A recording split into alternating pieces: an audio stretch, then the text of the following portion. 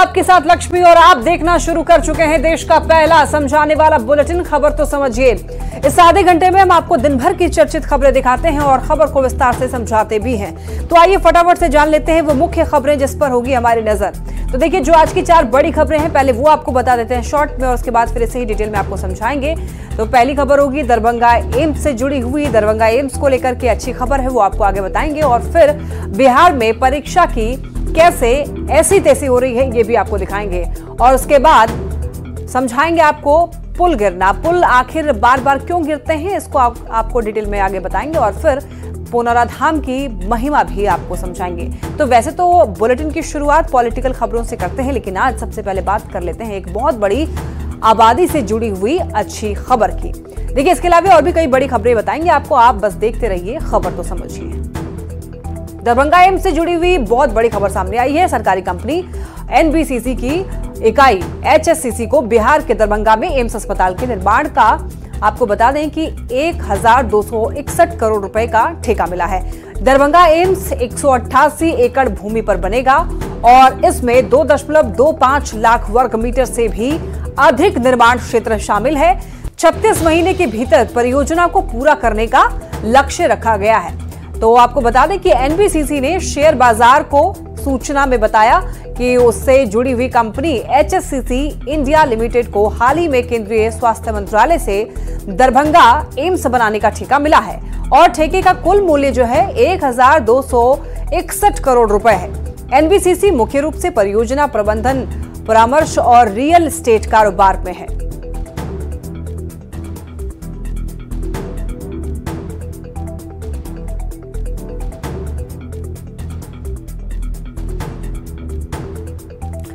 तो समझिए जरा कि दरभंगा एम्स के बन जाने से कितने बड़े इलाके के लोगों को जो है फायदा मिलेगा। तो देखिए, दरभंगा से पूरा मिथिलांचल तो कवर होगा ही और नेपाल के लोग भी यहां पर इलाज करवा सकेंगे। और देखिए, यही नहीं, पूर्वोत्तर के लोग को एम्स के इलाज की यहां पर सुविधा मिलेगी। मतलब ये कि दरभंगा एम्स के बन जाने से सिर्फ बिहार ही नहीं बल्कि पूर्वोत्तर के राज्य और नेपाल जैसे पड़ोसी देशों को भी इसका फायदा होगा। दरभंगा एम्स से होने वाले फायदे क्या क्या हैं ये भी आपको समझाते हैं। देखिए, आधुनिक तकनीक से यहाँ पर इलाज किया जाएगा और यही नहीं, गंभीर बीमारियों का इलाज होगा जिसके लिए लोगों को दिल्ली जाना पड़ता था या फिर पटना एम्स का चक्कर लगाना पड़ता था। और यहाँ पर अगर ये एम्स बन जाता दरभंगा में तो जो आसपास के इलाके हैं जो दिल्ली जाते थे, जिनको इलाज के लिए दिल्ली जाना पड़ता था या कुछ लोग पटना जाते थे, पटना एम्स के चक्कर लगाते रहते थे, तो जब दरभंगा में एम्स बन जाएगा तो पटना एम्स का भार जो है कम होगा। साथ ही साथ लोगों को दिल्ली का सफर नहीं तय करना पड़ेगा, उनका इलाज यहीं पर दरभंगा में हो पाएगा। और देखिए, दरभंगा एम्स से होने वाले कुछ और भी फायदे हैं वो भी आपको बताते हैं। तो दरभंगा एम्स को लेकर के 4 लेन सड़क बन रही है। मुजफ्फरपुर, बेगूसराय, समस्तीपुर के लोगों को आने जाने में यहाँ पर काफी सुविधा होगी, आसानी होगी और आसपास के इलाकों का भी विकास होगा। आसपास के इलाके के लोगों को यहाँ पर बेहतर स्वास्थ्य सुविधा मिलेगी। और किस किस इंडस्ट्री के लोगों को फायदा होगा दरभंगा एम्स बनने से वो आपको बताते हैं। तो जब यहाँ पर एम्स बनेगा तो क्या होगा, होटल की भी व्यवस्था होगी, आसपास मेडिकल सुविधा बढ़ेगी और यहाँ पर टूरिज्म इंडस्ट्री जो है वो भी यहाँ पर बढ़ेगी। तो दरभंगा एम्स बन जाने से यहाँ पर और भी बाकी जो इंडस्ट्री है वो भी ग्रो करेंगे। अब शिक्षा, देखिए, अब शिक्षा व्यवस्था की पोल खोलती एक खबर है। आपको बता दें कि नालंदा में परीक्षा देने की एक ऐसी तस्वीर सामने आई है जो कि काफी हैरान करने वाली है और हैरान ही नहीं बल्कि परेशान भी कर रही है। ये तस्वीरें शिक्षा विभाग के दावों पर भी सवाल खड़े कर रही है।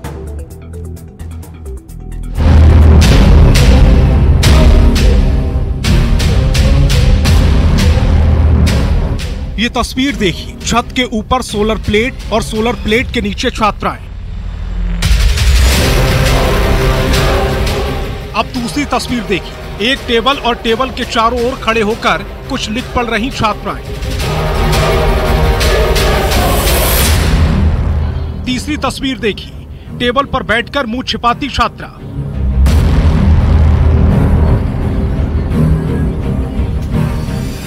और अब चौथी तस्वीर भी देख लीजिए, नीचे जमीन पर बैठकर लिख रही छात्राएं।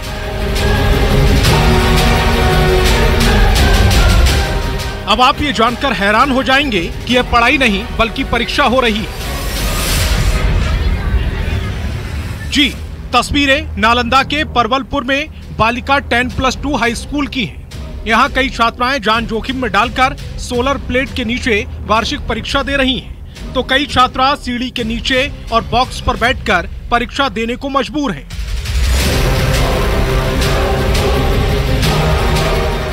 बताया जा रहा है कि इस स्कूल में केवल 3 क्लासरूम हैं और 982 छात्राओं के एडमिशन की वजह से ऐसे हालात हैं।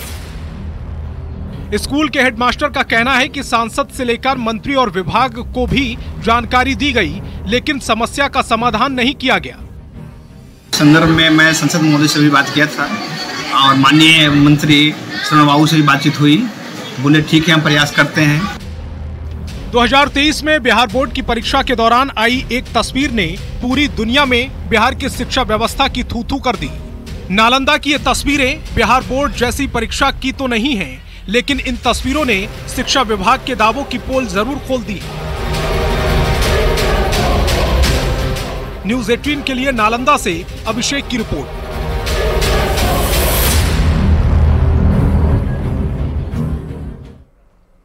आइए अब खबर समझिए। देखिए, बिहार में शिक्षा और शिक्षक हमेशा चर्चा में रहते हैं। सरकार बेहतर शिक्षा व्यवस्था का वादा करती है। दावा किया जाता है कि स्कूलों की स्थिति सुधर गई है, शिक्षा व्यवस्था में सुधार है, स्कूलों में सुविधाएं अच्छी होने का दावा भी किया जाता है विभाग की तरफ से। यहां तक कि पठन पाठन के बेहतर होने की भी दावे किए जाते हैं। नकल मुक्त परीक्षा की भी बात की जाती है। लेकिन नालंदा की ये तस्वीर व्यवस्था की सारे पोल खोल रही है। जहां परीक्षा देने के लिए बच्चों को जगह नहीं, वहां पढ़ाई कैसे होती होगी, जरा आप समझिए। ये जो तस्वीर अभी आपने देखी कि किस तरीके से यहाँ पर जो बच्चियां हैं वो एग्जाम देती हुई नजर आई। बिहार में आज फिर पुल हादसा हुआ। समस्तीपुर और मुंगेर में पुल हादसे की तस्वीर सामने आई है। समस्तीपुर के बख्तियारपुर ताजपुर महासेतु का स्पैन गिर गया, तो वहीं दूसरी ओर मुंगेर में बिचवा पुल बाढ़ के तेज बहाव में ध्वस्त हो गया।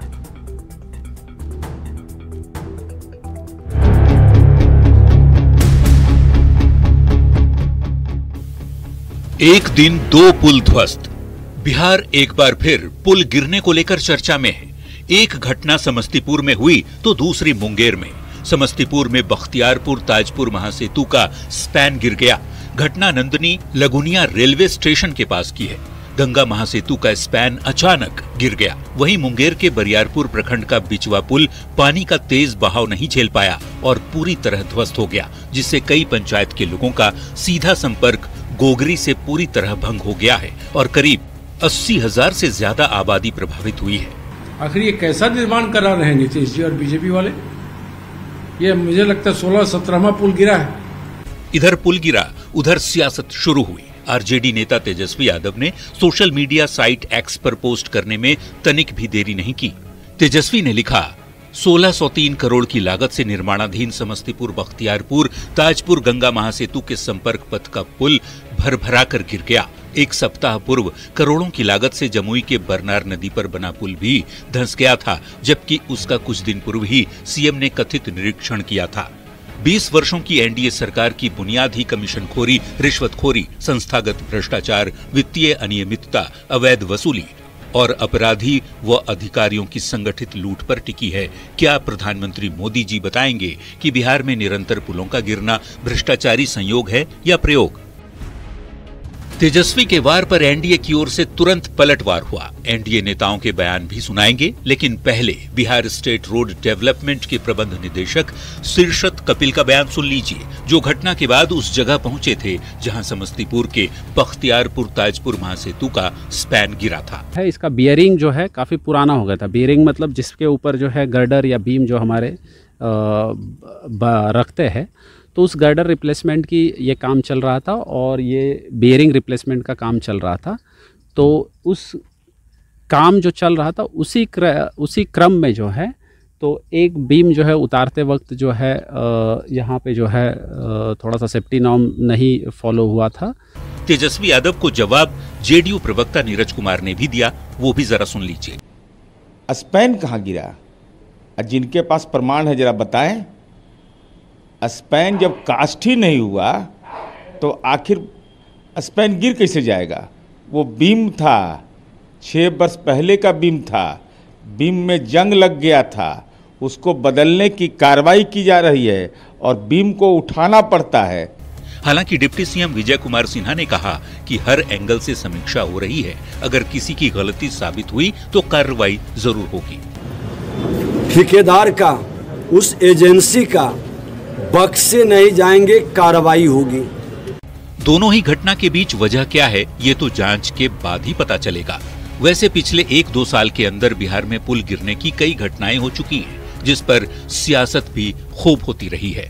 न्यूज़ 18 के लिए समस्तीपुर से मुकेश सिन्हा, मुंगेर से अरुण और लखीसराय से राकेश के साथ ब्यूरो रिपोर्ट। 2022 से अब तक कितने पुल गिरे, आइए कुछ बड़ी घटनाओं को जान लेते हैं। बात करें अगर 18 जून 2024 की, तो यहां पर अररिया बकरा नदी पर बना हुआ पुल गिरा। इसके बाद बात अगर करें 4 जून 2023 की, तो सुल्तानगंज निर्माणाधीन पुल का पिलर 10, 11 और 12 गिरा। ये खबरें हमने आपको पहले भी बताई है, लेकिन आज आपको सम्मिलित एक बार बता रहे हैं। और 19 मार्च 2023 की अगर बात करें तो सारण में एक जर्जर पुल गिर गया था। इसके बाद बढ़े आगे और 4 जून के बाद बात करें अगर 19 फरवरी 2023 की, तो बिहटा में सरमेरा में 4 लेन यहां पर पुल जो है वो गिरा था और इसकी भी खबरें सामने आई थी, हमने तब भी आपको बताया था। और फिर आगे बढ़े अगर बात करें 19 फरवरी 2023 की, तो दरभंगा में कमला बलान नदी पर बना हुआ पुल गिरा था और ये हमने आपको बताई 19 फरवरी 2023 की। बेटा सरमेरा में 4 लेन पुल जो है वो गिर गया था। तो खूब सारी ऐसी खबरें सामने आई लगातार, और इस साल तो बहुत सारे पुल गिरे, बहुत सारे पुल और पुलिया जो है वो ध्वस्त हुए। अब बात करें अगर 15 मई 2023 की, तो यहाँ पर बता दें आपको, हमने आपको 19 फरवरी 2023 की बताई, दरभंगा में कमला बलान नदी पर बना हुआ पुल गिरा। और इसके बाद आपको बता दें 15 मई 2023 को पूर्णिया में पुल का बॉक्स जो है वो ढलाई के दौरान गिर गया। बता दें आपको इसके बाद 18 नवंबर 2022 को भी पुल गिरा था। नालंदा में निर्माणाधीन पुल जो था वो गिरा और इसमें एक की मौत भी हुई। और इसके बाद आपको बता दें कि इस साल जो है बहुत पुल और पुलिये ध्वस्त हुए, हमने खबरें आपको लगातार बताई। और 15 मई 2023 की अगर बात करें तो यहाँ पर पूर्णिया में पुल का बॉक्स जो है वो ढलाई के दौरान गिर गया था। और हालांकि यहाँ पर कोई बता दें आपको कोई हादसा लेकिन नहीं हुआ था। और बढ़ते हैं आगे और बात करें अगर नालंदा की, तो देखिए नालंदा में निर्माणाधीन पुल गिरा और यहाँ पर घटना भी हुई थी, एक की मौत हो गई थी। 18 नवंबर 2022 की ये घटना है जब नालंदा में निर्माणाधीन पुल गिरा था। और बढ़े आगे और बात करें अगर जुलाई 2022 की, तो कटिहार में यहाँ पर निर्माणाधीन पुल गिरा था और इसमें 10 मजदूर घायल हुए थे। तो कई बार जब पुल गिरता है तो उसमें कई लोग घायल भी हो जाते हैं और यही हुआ था कटिहार में, निर्माणाधीन पुल यहाँ पर गिर गया था जिसमें 10 मजदूर घायल हो गए थे। तो देखिए 9 जून 2022 की अगर बात करें तो सहरसा में घटना हुई, यहाँ पर भी पुल गिरने से कई मजदूर घायल हुए। और सहरसा में ये जब पुल गिरा था तो कई मजदूर जो है यहाँ पर चोटिल हो गए थे। और अब बात करें अगर 20 मई 2022 की, तो यहाँ पर फतुआ में बारिश में पुल गिरा था। 20 मई 2022 की हम बात कर रहे हैं जब फतुआ में बारिश में पुल गिरा था। हालांकि यहाँ पर किसी को भी हताहत नहीं हुई थी। और 30 अप्रैल 2022 की अगर बात करें तो भागलपुर खगड़िया पर जो भागलपुर खगड़िया सड़क पर जो पुल बना हुआ था वो गिर गया। ये भी हमने आपको खबर बताई थी 30 अप्रैल 2022 की। और बढ़े आगे तो देखिए पुल के बनाने में लापरवाही जो है वो संभव है और पुल का रखरखाव जो है वो ठीक से नहीं हुआ होगा, इसीलिए संभवतः माना जाता है कि पुल जो है वो ध्वस्त हो गया। पुल के निर्माण में गड़बड़ी की गई होगी, ऐसे लोगों पर कार्रवाई भी जरूरी है। सरकार ने पुलों का ऑडिट कराने की भी बात कही थी। जो पुल कमजोर हो जाता है उन पर आवाजाही रोकना होगा और राजनीति से ज्यादा पुल गिरने की वजहों को खोजना जरूरी है। और पुल पर बेवजह की राजनीति से कोई फायदा नहीं होने वाला है। अगर पुलों का जायजा लेना चाहिए जो अगर जर्जर पुल कहीं अगर दिखाई दे रहा हो तो। बढ़ते खबरों में आगे और बात करेंगे अब ऑनलाइन गेमिंग की। तो देखिए ऑनलाइन गेम खेलने में बिहार का देश भर में पहले स्थान पर है बिहार। और देखिए राष्ट्रीय बाल अधिकार संरक्षण आयोग की रिपोर्ट से ये खुलासा हुआ है कि बिहार के 79% किशोर यानी कि 7 साल से 17 साल तक के बच्चे जो हैं वो ऑनलाइन गेम खेलते हैं। रिपोर्ट को सच साबित करती तस्वीर देखिए और इस रिपोर्ट के जरिए विशेषज्ञों की चिंता को भी समझिए।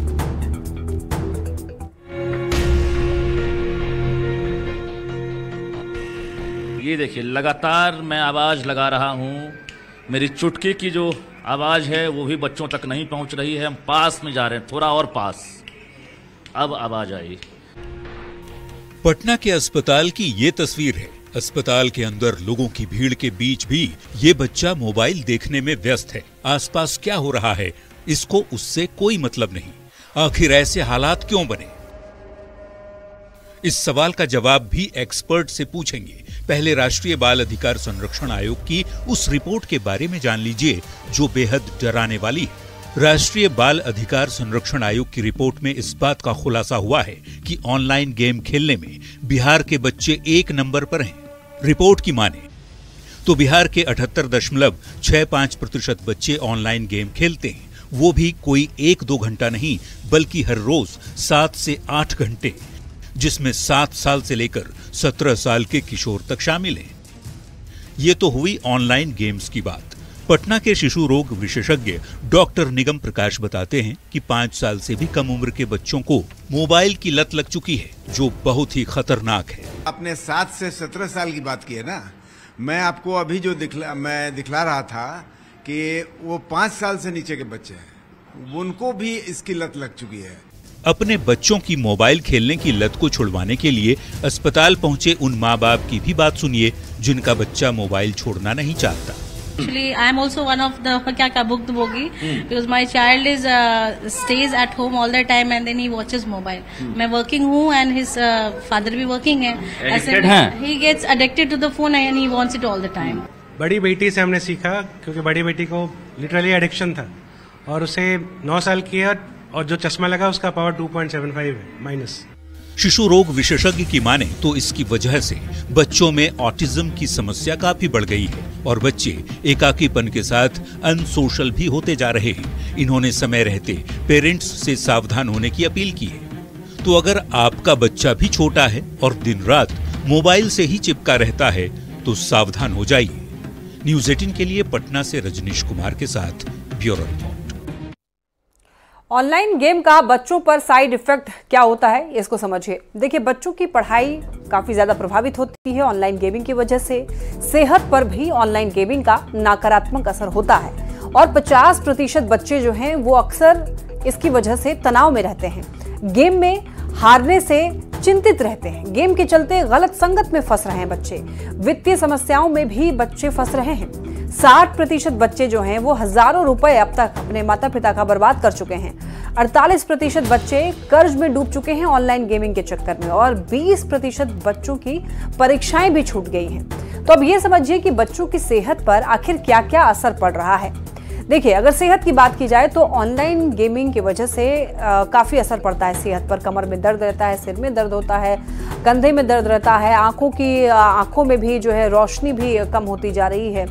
और कौन कौन से ऑनलाइन गेम हैं वो खतरनाक गेम, वो आपको मैं बताती हूँ। देखिए, जिनसे अपने बच्चों को सावधान रखना है वो आप जान लीजिए। देखिए, blue whale challenge, choking game, tide pod challenge, गैलर चैलेंज, दालचीनी चैलेंज, अग्निपरी, मरियम का खेल, 5 उंगली पट्टिका, काटने की चुनौती, नमक और बर्फ चुनौती, चार्ली चार्ली, ये वो गेम के नाम आपको बता रहे हैं जो कि काफी खतरनाक है। ये गेम अगर आप अपने बच्चों के मुंह से सुने तो उनको तुरंत वहीं पर रोकें और ये सारे गेम जो हैं वो खेलने से मना करें। तो ऑनलाइन गेम का मायाजाल कैसे बच्चों को अपनी गिरफ्त में ले रहा है वो भी जान लीजिए। देखिए, दरअसल होता क्या है कि लालच देकर के बच्चों को इसमें फंसाया जाता है और धीरे धीरे बच्चा जो है वो गेम का आदी हो जाता है। दिमाग में नए तरह के हार्मोन जो है वो आने लग जाता है और ये हार्मोन जो है बार बार गेम खेलने को विवश करता है।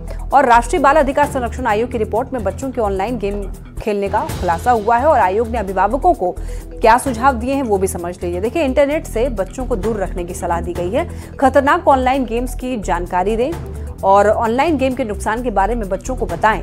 बच्चों को आउटडोर गतिविधियों के लिए प्रेरित करें, यानी कि फिजिकल एक्टिविटीज के लिए बच्चों को प्रेरित करें। खेल के प्रति बच्चों को उत्साहित करें।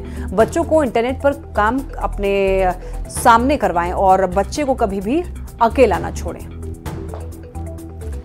और इसी के साथ इस बुलेटिन में फिलहाल के लिए इतना ही। तमाम खबरों के लिए आप देखते रहिए न्यूज़ 18।